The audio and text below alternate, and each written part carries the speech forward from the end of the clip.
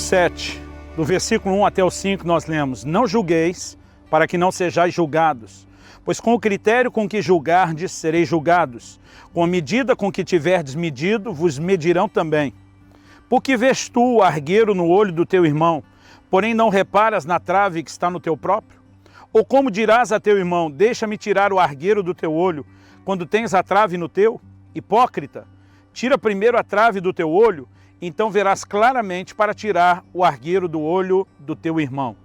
Quando o Senhor Jesus faz essa declaração, não julgueis, nós precisamos de fato entender que ele está fazendo essa afirmação de não julgar dentro de uma perspectiva maior e mais abrangente. Ele está dizendo, você pode de alguma forma se posicionar querendo tirar o cisco do olho do seu irmão, quando a trave nem foi tirada do seu. Basicamente, ele não está dizendo que nunca, jamais poderemos estar na condição de juízes. Ele está dizendo que muitas vezes nós não estamos qualificados para ser juízes quando estamos tentando julgar coisas menores na vida de outros, quando temos situações piores na nossa própria vida. Então, o que ele está condenando aqui não é o julgamento. O que ele está condenando é a hipocrisia. Precisamos fazer essa distinção, até porque há textos da palavra de Deus que, na verdade, nos mostra que nós podemos e até devemos julgarmos. Por exemplo, quando o apóstolo Paulo escreve aos Coríntios, na primeira epístola de Paulo aos Coríntios, no capítulo 6, a partir do versículo 1, ele diz o seguinte: aventura-se algum de vós, tendo questão contra outro, submetê-lo a juízo perante os injustos e não perante os santos? Ou não sabeis que os santos hão de julgar o mundo? Ora, se o mundo deverá ser julgado por vós, sois acaso indignos de julgar as coisas mínimas? Não sabeis que havemos de julgar os próprios anjos, quanto mais as coisas dessa vida? Entretanto, vós, quando tendes a julgar negócios terrenos, constituís um tribunal daqueles que não têm nenhuma aceitação na igreja. Para vergonha vou-lo digo, não há porventura nem menos um sábio entre vós que possa julgar no meio da irmandade? Mas irá um irmão a juízo contra outro irmão, e isso perante incrédulos? O que é que Paulo está dizendo? Era muito melhor vocês mesmos estarem julgando as questões dentro da igreja do que um irmão disputar com outro diante de um juiz ímpio. Ele diz, vocês não sabem que os santos são de julgar o mundo. Quando Jesus está dizendo não julgueis, isso não significa que em momento nenhum não haja nenhum tipo de julgamento do qual a gente possa participar e no qual a gente possa se envolver. É importante que a gente tenha a perspectiva correta, porque o que o Senhor Jesus está na verdade, nos alertando, em primeiro lugar, é julgar sem conhecimento de causa. Ele diz, olha, tira primeiro a trave do seu olho para que você possa ver bem. Então você vai ajudar o seu irmão. Muitas vezes nós erramos porque julgamos sem o devido conhecimento de causa. Não estamos vendo da forma como deveríamos ver. Em segundo lugar, eu acredito que muitas vezes nós temos dois pesos e duas medidas a respeito de como a gente vê o nosso próprio erro e como a gente vê o erro dos outros. Normalmente nós temos a tendência de ser bem mais misericordiosos conosco quando nós mesmos erramos do que tendemos a ser com os outros quando eles erram. Normalmente nós temos a tendência de ser bem mais rígidos e duros com os outros quando erram do que conosco quando nós cometemos os mesmos erros. Parece que para nós sempre há uma explicação e um motivo de por que erramos, e para os outros há sempre uma acusação. Então o Senhor Jesus basicamente está falando da nossa hipocrisia, e Jesus toca diretamente nesses dois aspectos onde acabamos errando. Julgar sem conhecimento de causa, sem enxergar corretamente, e muitas vezes fazer isso com dois pesos e duas medidas, o que se caracteriza na hipocrisia, que é o objeto da verdadeira advertência e condenação de Jesus. Entendendo isso, de que a Bíblia não está dizendo que nunca podemos julgar, mas que devemos cuidar para não julgar de forma errada, vamos trabalhar esses dois conceitos. Em primeiro lugar, o que significa julgar sem conhecimento? Nós precisamos reconhecer que as aparências, elas nos fazem errar nas nossas conclusões. Quando Samuel chega na casa de Jessé, o pai de Davi, porque Deus disse que um dos filhos de Jessé seria o escolhido para sentar-se no trono, ele se impressiona com o irmão mais velho de Davi. E o Senhor adverte o profeta dizendo, ei, você está enxergando a aparência, eu enxergo o coração. Ele diz, Deus não vê como o homem vê o exterior, a aparência, Deus vê o coração. nós temos a inclinação de julgar pelas aparências, aquilo que a nossa visão se limita a enxergar e da onde extraímos o conceito que nos leva ao julgamento. Agora, como eu e você deveríamos agir? Precisamos entender a diferença de julgar motivos e de julgar evidências. No mesmo capítulo 7 de Mateus que estamos usando, no versículo 16, Jesus faz a seguinte declaração. Em Mateus 7,16 nós lemos: pelos seus frutos os conhecereis.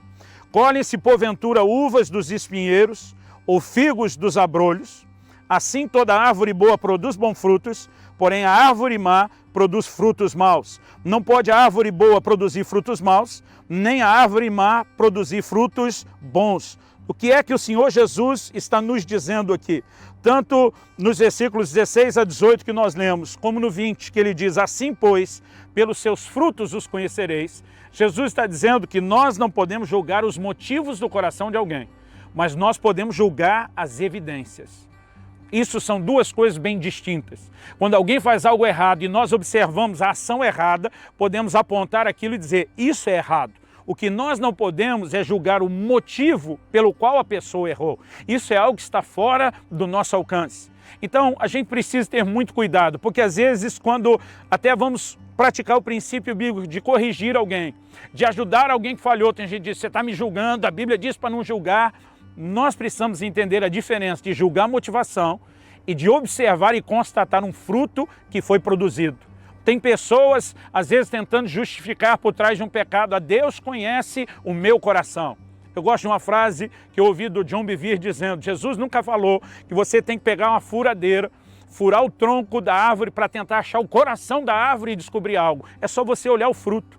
Essa conversa de Deus conhece o meu coração, isso é verdade, Deus conhece o coração, mas não muda o fato de que o coração, ele passa a ser exteriorizado por meio das nossas ações. Por exemplo, Jesus disse: a boca fala do que está cheio, o coração.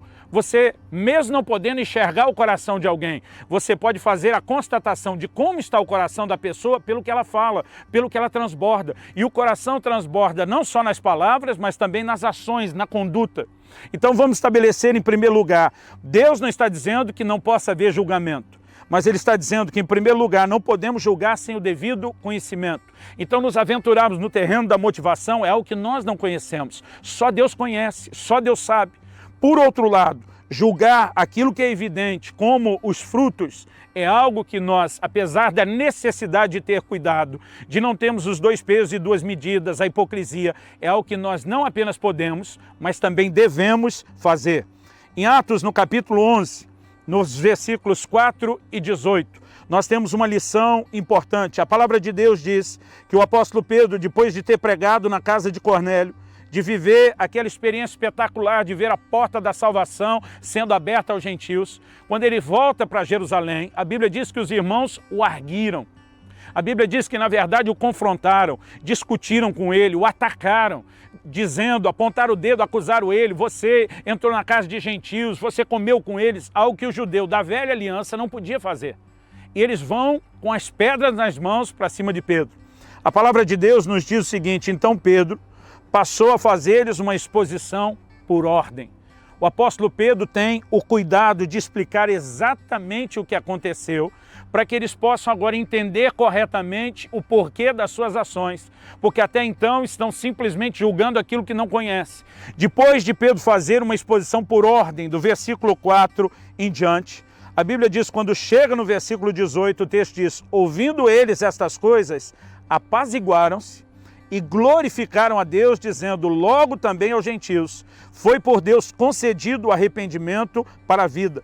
É lógico que se eles tivessem esperado o apóstolo Pedro chegar, perguntasse, deixassem Pedro explicar primeiro para tirar as conclusões depois, esse questionamento, esse confronto com pedra nas mãos teria sido desnecessário. Por outro lado, Pedro, cheio do Espírito, demonstrando o fruto do Espírito com sabedoria, consegue colocá-los a par das coisas e dizer: ei, vocês estavam julgando sem o conhecimento de causa. É muito importante que a gente ouça o outro lado. Eu me lembro logo no início do meu ministério pastoral, comecei a pastorear ainda solteiro e pouco tempo depois me casei. Eu lembro quando minha esposa Kelly começou a me acompanhar nos nossos aconselhamentos, principalmente quando se tratava de aconselhar marido e mulher. Eu dizia para ela, olha, um dos dois vai falar primeiro. Pode ser a mulher, pode ser o homem. Quando você ouvir o primeiro, você vai ter a sensação que ele tem 100% de razão. Eu dizia para ela, não chega a nenhuma conclusão ouvindo uma parte só. Eu falei, o curioso é que quando você ouvir o outro lado, vai parecer que o outro também tem 100% de razão. Também não chegue à conclusão só porque agora parece que o outro está certo. A gente tem que ter o cuidado de perceber que cada um está enxergando uma parte de algo. E às vezes nós temos que ajudar os dois a enxergar o quadro maior. Eu acredito que ser cuidadoso, cauteloso no julgamento é importante. Não significa que a gente não possa julgar ninguém e nem que nós não possamos ajudar as pessoas. Na verdade, nós deixamos de ajudar muita gente deixa de ser ajudada porque acredita que não existe oportunidade ou possibilidade de julgamento. O que não pode ter é hipocrisia, o que não pode ter é o julgamento sem o conhecimento de causa e o que não pode ter também, eu quero falar agora, são os dois pesos e as duas medidas. Isso é algo que o Senhor condena. Lá no segundo livro de Samuel, no capítulo 12, nós lemos a respeito de como o profeta Natã confronta o rei Davi sobre o seu pecado. Natã, consciente ou inconsciente, não sabemos, ele usa do que eu posso classificar de uma boa psicologia. Jesus não falou que nós temos dificuldade de ver erros. Ele falou que nós temos dificuldade de ver os nossos erros, porque o cisco no olho do irmão a gente vê de longe. O que a gente não enxerga com facilidade é a trave no nosso próprio olho.